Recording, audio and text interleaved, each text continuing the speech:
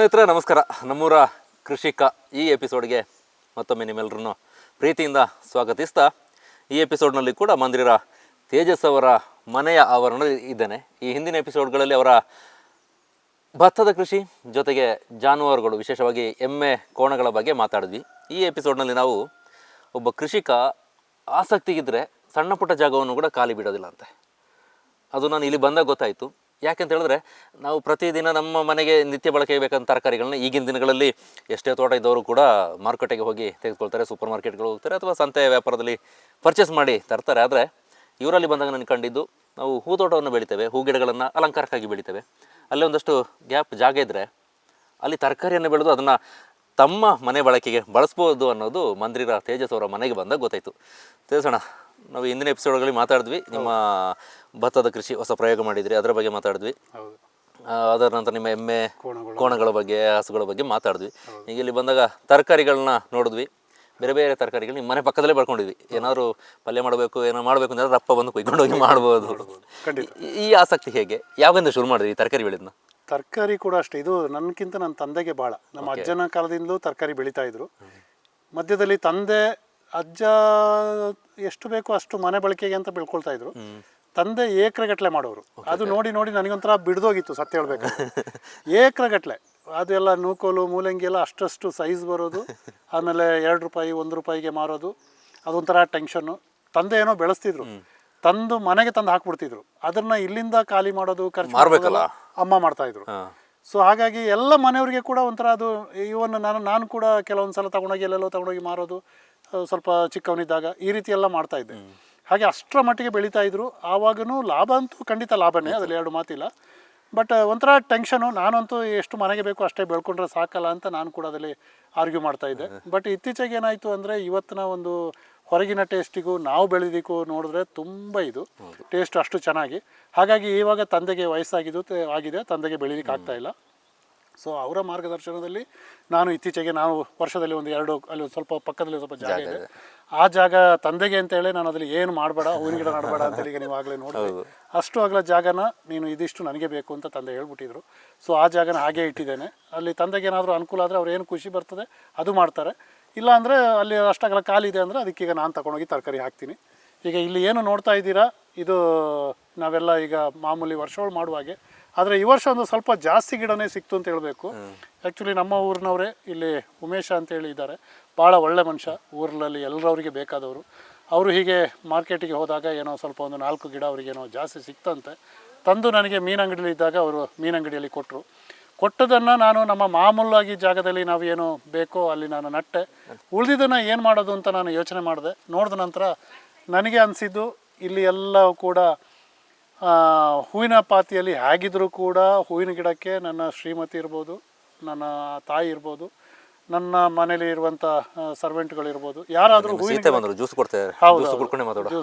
ಕೊಡ್ತಾ ಇದ್ದಾಳೆ ಇವಳು. ಹಾಗೆ ನಮ್ಮಲ್ಲಿ ಸುಮಾರು ಒಂದು 10 ವರ್ಷದಿಂದ ನಮ್ಮ ಮನೇಲೇ ಇರ್ತಾಳೆ. ಎಲ್ಲ ನೋಡ್ಕೊಳ್ಳೋದು. ನನ್ನ ಕೂಡ ಅವಳು ಭಾಳ ಚೆನ್ನಾಗಿ ನೋಡ್ಕೊಳ್ತಾಳೆ. ಹಾಗೆ ಹೂವಿನ ಗಿಡ, ನೀರು ಹಾಕೋದು ಎಲ್ಲ ಇಷ್ಟು ಚೆನ್ನಾಗಿ, ಸೀತಾಜಿಗೆ ಥ್ಯಾಂಕ್ಸ್. ಹೂವು ಇಷ್ಟು ಚೆನ್ನಾಗಿ ಇದೆ ಅಂತ ಹೇಳಿದ್ರೆ ಅದಕ್ಕೆ ಕಾರಣ ನಮ್ಮ ಸೀತಾಜಿ. ಸೊ ಹಾಗೆ ಅವಳಿಗೆ ಬರೀ ಹೂವಿನ ಗಿಡಕ್ಕೆ ನೀರು ಹಾಕೋದು ಹೇಗೋ ಹಾಕ್ತಾಳೆ. ಸೊ ಅದ್ರ ಪಕ್ಕದಲ್ಲಿ ಒಂದು 4 ಗಿಡ ಈಗ ನೀವು ಇಲ್ಲೇ ನೋಡ್ಬೋದು. ಒಂದರಲ್ಲಿ ಹೂ ಇದೆ, ಪಕ್ಕದಲ್ಲಿ ನಾವು ಬದನೆ ಗಿಡವನ್ನು ನಟ್ಟಿದ್ದೇವೆ, ಆ ಕಡೆ ಮೆಣಸಿದೆ. ಸೊ ಇದೆಲ್ಲ ಟೊಮೆಟೊ, ಇದೆಲ್ಲವನ್ನು ಕೂಡ ನಾವು ನಟ್ಟಿದ್ದೇವೆ. ನಾನು ಎಷ್ಟೋ ಕಡೆ ಹೋದಾಗ ಕೂಡ ನಾನು ಹೇಳ್ತೇನೆ, ಹೂವಿನ ಗಿಡ ಬೇಕು, ಬೇಡ ಅಂತ ನಾನು ಖಂಡಿತ ಹೇಳೋದಿಲ್ಲ.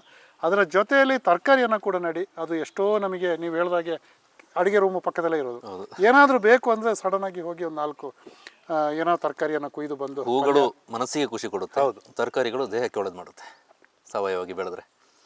ಏನೆಲ್ಲ ತರಕಾರಿಗಳು? ಖಂಡಿತ ಹೌದು. ಪಕ್ಕದಲ್ಲಿ ರೌಂಡ್ ನೀವು ಹಣ್ಣನ್ನು ಕೂಡ ನೋಡಿರ್ಬೋದು. ಈಗ ನೀವು ನಾವು ಕೈಹುಳಿ ಜ್ಯೂಸನ್ನು ನಾವು ಕುಡಿತಾ ಇದ್ದೇವೆ, ಇದು ಕೂಡ ಕೈಹುಳಿ ಮರ ಪಕ್ಕದಲ್ಲೇ ಇದೆ. ಈಗ ಅವಳು ಹೋಗಿ ಅಲ್ಲಿಂದ ಕುಯ್ಕೊಬಂದು ಜ್ಯೂಸ್ ಮಾಡಿದ್ಲು. ಅದೇ ರೀತಿಯಲ್ಲಿ ಕಿತ್ತಳೆ ಹಣ್ಣು ಇರ್ಬೋದು, ಆಗಲೇ ತೋರಿಸಿದಾಗೆ ಚಿಕ್ಕು ಇದೆ, ಅದರದ್ದು ಜ್ಯೂಸನ್ನು ಕೂಡ ಮಾಡಿ ಕೊಡ್ತಾಳೆ. ಹೀಗೆ ಫ್ಯಾಷನ್ ಫ್ರೂಟ್ ಇದೆ, ಎಲ್ಲ ಹಣ್ಣನ್ನು ನಾವು, ಪಪ್ಪಾಯ ಇದೆ, ಎಲ್ಲ ಹಣ್ಣನ್ನು ಕೂಡ ನಾವು ನಟ್ಟಿದ್ದೇವೆ. ನಾನೊಂದ್ಸಲ ಹೀಗೆ ಹೋಗುವಾಗ ರೋಡಲ್ಲಿ ಕೆಲವು ಕಡೆ ಬ್ಯಾಂಗ್ಳೂರಲ್ಲೆಲ್ಲ ನಾವು ಈ ಬಾಟಲ್ ಟ್ರೀಗಳನ್ನ ನಾವು ನೋಡ್ತೀವಿ. ಹಾಗೆ ಒಂದು 2 ಮಾತ್ರ ನಟ್ಟೆ. ರೋಡುದ್ದಕ್ಕೆ ನಟ್ರೆ ಹೇಗೆ ಅಂತ ನಾನು ನನ್ನ ತಂದೆನ ಕೇಳಿದೆ. ತಂದೆ ಹೇಳಿದ್ರು, ನೀನು ಅದು ಎಲ್ಲ ಸಿಟಿಗೆ ಆಗ್ತದೆ, ನೀವು ಇಲ್ಲಿ ಒಂದು ಸೈಡಲ್ಲಿ ಸಪೋಟ ನಾಡು, ಒಂದು ಸೈಡಲ್ಲಿ ಕಿತ್ತಳೆ ಹಣ್ಣು ನಾಡು ಅಂತಂದರು. ಸೊ ಅದನ್ನು ಹಾಗೆ ಮಾಡೋದಕ್ಕಿಂತ ಯಾವುದಾದ್ರೂ ಹಣ್ಣಿನ ಮರಗಳನ್ನೇ ನಡೋಣ ಅಂತೇಳಿ ನಮ್ಮ ಮನೆಯಿಂದ ಬರುವ ಮೇಯ್ನ್ ರೋಡ್ ತನಕನೂ ನಾನು 2 ಭಾಗದಲ್ಲಿ ಕೂಡ ಹಣ್ಣಿನ ಗಿಡವನ್ನು ನಟ್ಟಿದ್ದೇನೆ. ಸೊ ಇದು ಒಬ್ಬ ರೈತ ಇಲ್ಲ ನಾವೊಂದು ಕೊಡಗಲಿರೋದು ಅಂತ ಆದಮೇಲೆ ನಮಗೆ ವ್ಯವಸ್ಥೆ ಇದೆ, ಸೌಕರ್ಯ ಇದೆ. ಎಷ್ಟೋ ಜನರಿಗೆ ಪಾಪ ಸೌಕರ್ಯ ಇರೋದಿಲ್ಲ, ಎಲ್ಲರ ಜೊತೆಗೆ ಅಟ್ಯಾಚ್ಮೆಂಟ್ ಇದ್ದರೆ ಎಲ್ಲ ಮಾಡ್ಬೋದು. ಸೊ ಇದೆಲ್ಲ ನಮಗೆ ದೇವರು ಕೊಟ್ಟಿದ್ದಾನೆ. ಸೊ ಅದೆಲ್ಲ ಕೊಟ್ಟಾಗ ನಾವು ಅದನ್ನು ಸದುಪಯೋಗ ಪಡ್ಕೊಂಡಿಲ್ಲ ಅಂದರೆ ನಮ್ಮಷ್ಟು ದಡ್ಡರು ಯಾರೂ ಇಲ್ಲ. ಸೊ ಹಾಗಾಗಿ ನಾನು ಇದನ್ನೆಲ್ಲ ಕೂಡ ಸದ್ಬಳಕೆ ಮಾಡ್ತಾ ಇದ್ದೇನೆ. ತರಕಾರಿ ಏನೆಲ್ಲ ಇದೆ ಅಂತ ಹೇಳಿ? ತರಕಾರಿಯಲ್ಲಿ ನೀವಾಗಲೇ ನೋಡಿದಾಗೆ ಸಿಹಿ ಕುಂಬಳ ಇದೆ, ಆಮೇಲೆ ಒಂದು ಅವರೆ ಚಪ್ಪರ ಇದೆ, ನಾನೀಗ ತೋರಿಸ್ತೇನೆ. ಆಮೇಲೆ ಬೂದಿ ಕುಂಬಳ ಇದೆ, ಆಮೇಲೆ ಬದನೆ ಇದೆ, ಬಸಳೆ ಇದೆ, ಟೊಮೆಟೊ ಇದೆ, ಮೆಣಸು ಇದೆ.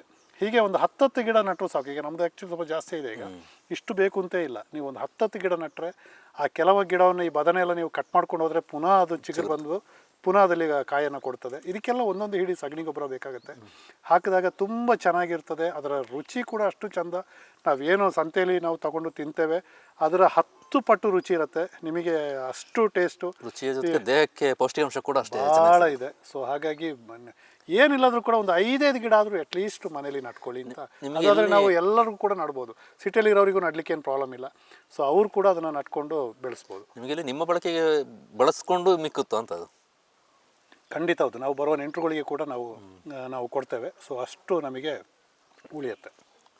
ಏನು ಹೇಳ್ತೀರಿ? ಈಗ ಮನೆ ಪಕ್ಕ ಒಂದು ಸಣ್ಣ ಜಾಗ ಇರುತ್ತೆ, ಸಣ್ಣ ಪುಟ್ಟ ಜಾಗ ಇದ್ದಲ್ಲಿ ಯಾವ ರೀತಿ ಬಳಕೆ ಮಾಡ್ಕೋಬೇಕು ಅಂತ ನೀವೊಂದು ಸಲಹೆ ಕೊಡ್ತೀರಿ? ಅದೇ, ಯಾಕಂದರೆ ಇದೆಲ್ಲ ನಮಗೆ 3 ತಿಂಗಳಿಗೆ 4 ತಿಂಗಳಿಗೆ ಬರುವಂಥ ಇದು. ನಾವು ಬೀನ್ಸ್ ಕೂಡ ನಟ್ಟಿದ್ದೇವೆ. ಸೊ ಅದೆಲ್ಲ 2 ತಿಂಗಳು 3 ತಿಂಗಳು 4 ತಿಂಗಳ ಒಳಗೆ ಕ್ರಾಪ್ ಬಂದುಬಿಡುತ್ತೆ. ಈಗ ಮಳೆಗಾಲ ಒಂದು ಕಳೆದ ನಂತರ ಜೂನ್ ಜುಲೈಯಲ್ಲಿ ಹೆವಿ ರೈನು, ಆವಾಗ ಏನು ನಡೋಕ್ಕಾಗೋದಿಲ್ಲ, ನಡೋದು ಬೇಡ. ಯಾವಾಗ ಆಗಸ್ಟ್ ಬಂತು, ಆಗಸ್ಟ್ ಸೆಪ್ಟೆಂಬರಿಂದಲೇ ನಾವು ನಡಲಿಕ್ಕೆ ಸ್ಟಾರ್ಟ್ ಮಾಡ್ಬೋದು. ದೊಡ್ಡ ಮಳೆ ಇಲ್ಲ. ಸೆಪ್ಟೆಂಬರಿಂದ ಅಪ್ ಟು ನಮಗೆ ಮೇ ತನಕ ಕೂಡ, ಈಗ ಫೆಬ್ರವರಿ ಮಾರ್ಚ್ ತನಕ ಕೂಡ ನಾವು ನಡ್ಬೋದು. ಏಪ್ರಿಲ್ ಮೇಲಿ ಸ್ವಲ್ಪ ಮಳೆಗೆ ನೀರು ಕಷ್ಟ. ಹಾಗಾಗಿ ಹಿತ್ತಲಲ್ಲಿ ಸ್ವಲ್ಪ ಜಾಗ ಯಾರಿಗಾದರೂ ಇರುತ್ತೆ. ಹಿತ್ತಲಲ್ಲಿ ಜಾಗ ಇಲ್ಲದವನು ಯಾರೂ ಇಲ್ಲ. ಏನಿಲ್ಲದರೂ ಕೂಡ ಒಂದು 10x10 ಇಲ್ಲ 10x20 ಅಷ್ಟೇ ಇದ್ರೂ ಸಾಕು. ಅದರಲ್ಲಿ ಹೂವಿನ ಗಿಡ ಬೇಡ ಅಂತ ನನ್ನ ಅಪೋಸ್ ಇಲ್ಲ. ಬಟ್ ನಾನು ಹೂವಿನ ಗಿಡದ ಇಷ್ಟಪಡೋದಕ್ಕಿಂತ ಹೆಚ್ಚು ತರಕಾರಿಗಳನ್ನು ಇಷ್ಟಪಡ್ತೇನೆ. ಒಂದೊಂದು 4 ಗಿಡವನ್ನು ದಯವಿಟ್ಟು ಎಲ್ಲರೂ ನಡಿ ಅಂತ ಹೇಳಲಿಕ್ಕೆ ಇಷ್ಟಪಡ್ತೇನೆ. ಇದನ್ನು ಮಾರಾಟ ಏನು ಮಾಡೋದಿಲ್ಲ, ನಿಮ್ಮ ಬಳಕೆಗೆ ಮಾತ್ರ. ವೀಕ್ಷಕರೇ, ಒಂದು ಐಡಿಯಾ ನಿಮಗೆ ಸಿಕ್ಕಿರ್ಬೋದು, ಮನೆ ಪಕ್ಕ ಜಾಗ ಇದ್ದರೆ ಹೇಗೆ ಮಾಡ್ಬೋದು ಅಂತ. ಏನಿಲ್ಲ, ನೀವು ಕೈಲೊಂದು ಗುದ್ದು ಇಟ್ಕೊಂಡು ಸ್ವಲ್ಪ ಅಗ್ದದನ್ನ ಮಣ್ಣನ್ನು ಹದ ಮಾಡಿ ಅದಕ್ಕೊಂದಷ್ಟು ಸಗಣಿ ಗೊಬ್ಬರ ಹಾಕಿ ನೀರು ಹಾಕಿ ಮನೆಯ ಬಚ್ಚಲ್ ನೀರು ಕೂಡ ಹೋಗುವಲ್ಲಿ ನೀವು ಬಸಳೆ ನಟ್ಟರು ಕೂಡ ಚೆನ್ನಾಗಿ ಬರುತ್ತೆ. ಒಂದು ಇದು ನಿಂಬೆಹಣ್ಣು ಗಿಡ ನಟ್ಟರೆ ಸಾವಿರಾರು, ನೂರಾರು ಅಲ್ಲ, ಅದಕ್ಕಿಂತ ಜಾಸ್ತಿ ನಿಂಬೆಹಣ್ಣು ಗಿಡಕ್ಕೆ ಸಾಧಾರಣ ನೀರು ಹೋಗ್ತಾ ಇರಬೇಕು. ಸೊ ನೀರು ಹೋಗುವಂಥ ಜಾಗ ಎಲ್ಲರಿದ್ದರೆ ಅಲ್ಲಿ ಒಂದು ನಿಂಬೆಹಣ್ಣು ಗಿಡ ನಡಿ. ಅದು ಕೂಡ ಅಷ್ಟೇ, ಅಷ್ಟು ನಿಂಬೆಹಣ್ಣು ಬೀಳುತ್ತೆ. ಒಂದು ನಿಂಬೆಹಣ್ಣಿಗೆ ನಾವು ಮೊದಲೆಲ್ಲ ₹1.50 ಇದ್ದಿದ್ದು, ಇವತ್ತಿನ ದಿನ ₹5 ಮೇಲೆ ಅದೇ ₹5. ನಾವು ಮಾರ್ಕೆಟಲ್ಲಿ ಇವಾಗ ಇತ್ತೀಚೆಗೆ ನನಗೆ ನಮ್ಮಲ್ಲಿ ಏನಾಗ್ತದೆ ಅಂದರೆ ಕೆಲವೊಮ್ಮೆ ಲೇಬರ್ಗಳೇ ಕುಯ್ದು ಬಿಡ್ತಾರೆ. ಸೊ ಎಲ್ಲವನ್ನು ಕೂಡ ನಾವು ಕೆಲವು ತೆಂಗಿನಕಾಯಿಗಳು ಬಿದ್ದಿಯನ್ನು ತೊಗೊಂಡೋಗ್ತಾರೆ. ಸೊ ಎಲ್ಲದಕ್ಕೆ ನಾವು ಅದನ್ನು ಅಪೋಸ್ ಮಾಡೋದು ಆಗೋದಿಲ್ಲ, ನಮ್ಮಲ್ಲೇ ಇರೋರು. ಸೊ ಹಾಗಾಗಿ ನಾನು ಅದ್ರ ಬಗ್ಗೆ ಏನು ಹೇಳಕ್ಕೆ ಹೋಗೋದಿಲ್ಲ. ಸೊ ಇತ್ತೀಚೆಗೆ ನನಗೆ ಸಿಗ್ತಾ ಇಲ್ಲ ನಿಂಬೆಹಣ್ಣುಗಳು. ಅವರೇ ಏನಾದರೂ ಕೆಲಸ ಮಾಡಿದಾಗೆಲ್ಲ ಕುಯ್ಕೊಳ್ಬಿಡ್ತಾರೆ. ಸೊ ನೋಡಿದವರಾಗೆ ಕೆಲವೊಂದು ಸಲ ಇರಬೇಕಾಗ್ತದೆ. ಹೋಗುವಂಥದ್ದು ಏನು ಅಂತ ಕಳ್ಕೊಳ್ಳೋದೇನಿಲ್ಲ. ಸೊ ಹಾಗಾಗಿ ನಮಗೆ ಸಿಕ್ಕೋದಿಲ್ಲ. ಹಾಗೆ ನಾನು ತೊಗೊಳಕ್ಕೆ ಹೋದಾಗ ₹5 ಒಂದಕ್ಕೆ ಅಂತ ಹೇಳಿದ್ರು. ನನಗೆ ಆಗ ಶಾಕ್ ಆಯಿತು, ಇಷ್ಟು ರೇಟ್ ಇದೆಯಾ ನಿಂಬೆಹಣ್ಣಿಗೆ ಅಂತೇಳಿ. ಸೊ ಅಂಥದನ್ನೆಲ್ಲ ನಾವು ನಮ್ಮ ಹಿತ್ತಲಲ್ಲೇ ಏನು ಅದಕ್ಕೆ ನಾವು ಡೈಲಿ ನೀರು ಹಾಕಬೇಕು ಅಂತಿಲ್ಲ. ಹೇಗೂ ನಮ್ಮ ನೀರುಗಳು ಹೋಗೋ ಬಚ್ಚಲ ಮನೆಯದಿರ್ಬೋದು, ಪಾತ್ರೆ ತೊಳೆದಿರ್ಬೋದು, ಬಟ್ಟೆ ಒಗೆಯೋದಿರ್ಬೋದು. ಸೊ ಅಂಥ ಜಾಗದಲ್ಲೆಲ್ಲ ನಟ್ಕೊಂಡ್ರೆ ಅದೇ ಸಾಕಾಗ್ತದೆ. ಅದರ ನೀರು ಹೋಗಿ ಅದರಿಂದ ಕೂಡ ಸಾಕಷ್ಟು ಆಗ್ತದೆ. ಥ್ಯಾಂಕ್ಸ್ ತೇಜಣ್ಣ. ನಿಮ್ಮ ಬೇರೆ ಬೇರೆ ಕೃಷಿಯ ಬಗ್ಗೆ ಇನ್ನು ಮಾತಾಡ್ತಾ ಹೋದರೆ ಅನೇಕ ಇದ್ದಾವೆ. ಈಗ ಸದ್ಯಕ್ಕೆ ನಾವು ಈಗ 3 ಎಪಿಸೋಡ್ನಲ್ಲಿ 3 ವಿಚಾರಗಳ ಬಗ್ಗೆ ಮಾತಾಡಿದ್ದೇವೆ. Thank you ಮಾತಾಡಿದ್ದಕ್ಕಾಗಿ. ವೀಕ್ಷಕರೇ, ಈ ಎಪಿಸೋಡ್ನಲ್ಲಿ ನಾವು ತರಕಾರಿ ಬಗ್ಗೆ ಮಾತಾಡಿದ್ವಿ. ಇಂದಿನ ಎಪಿಸೋಡ್ಗಳು ಬೇರೆ ಬೇರೆ ವಿಚಾರವಾಗಿ ಮಾತಾಡಿದ್ವಿ. ಈ ನಮ್ಮೂರ ಕೃಷಿಕ ಎಪಿಸೋಡ್ನ ಆರಂಭದ 3 ಕಂತಿನಲ್ಲಿ ಮಡಿಕೇರಿ ತಾಲೂಕಿನ ಕಗ್ಗೋಡ್ಲುವಿನ ಪ್ರಗತಿಪರ ಕೃಷಿಕ ಮಂದ್ರಿರ ತೇಜಸ್ ಅವರ ಬೇರೆ ಬೇರೆ ಹೊಸ ಪ್ರಯೋಗ ಜೊತೆಗೆ ಒಂದಷ್ಟು ಕುತೂಹಲಕಾರಿ ವಿಚಾರಗಳನ್ನು ಕಡಿಮೆ ಖರ್ಚಿನಲ್ಲಿ ಏನೆಲ್ಲ ಮಾಡ್ಬೋದು ಅನ್ನೋದನ್ನು ತೋರಿಸ್ಕೊಟ್ಟಿದ್ದೆ. ಅದರ ಬಗ್ಗೆ ಮಾತಾಡಿದ್ದೇವೆ. ನಿಮಗೂ ಕೂಡ ಈ ಎಪಿಸೋಡ್ಗಳು ಖುಷಿಯಾಗಿದೆ ಅಂತ ಅಂದ್ಕೊಳ್ತೇನೆ. ನಿಮ್ಮ ಅನಿಸಿಕೆಗಳಿದ್ದರೆ ಕಾಮೆಂಟ್ ಮಾಡಿ. ಯೂಟ್ಯೂಬ್ನಲ್ಲಿ ಸಬ್ಸ್ಕ್ರೈಬ್ ಮಾಡದೆ ನೀವು ನೋಡ್ತಾ ಇದ್ದರೆ ಸಬ್ಸ್ಕ್ರೈಬ್ ಮಾಡ್ಕೊಳ್ಳಿ. ಫೇಸ್ಬುಕ್, ಇನ್ಸ್ಟಾಗ್ರಾಮ್ನಲ್ಲೂ ನಮ್ಮನ್ನು ಫಾಲೋ ಮಾಡಿಕೊಂಡು ಒಂದಷ್ಟು ಪ್ರೋತ್ಸಾಹ ಕೊಟ್ಟರೆ ಅಷ್ಟೇ ಸಾಕು. ಇನ್ನು ಮುಂದಿನ ಎಪಿಸೋಡ್ಗಳಲ್ಲಿ ಜಿಲ್ಲೆಯ ಬೇರೆ ಬೇರೆ ಕೃಷಿಕರನ್ನು, ಅವರ ಸಾಧನೆಯ ಗಾಥೆಯನ್ನು, ಸಾಧನೆಯ ವಿಚಾರಗಳನ್ನು, ಅವರ ಪ್ರಯೋಗದ ವಿಚಾರಧಾರೆಗಳನ್ನು ನಿಮ್ಮ ಎದುರಿಗೆ ಇಡ್ತೇವೆ.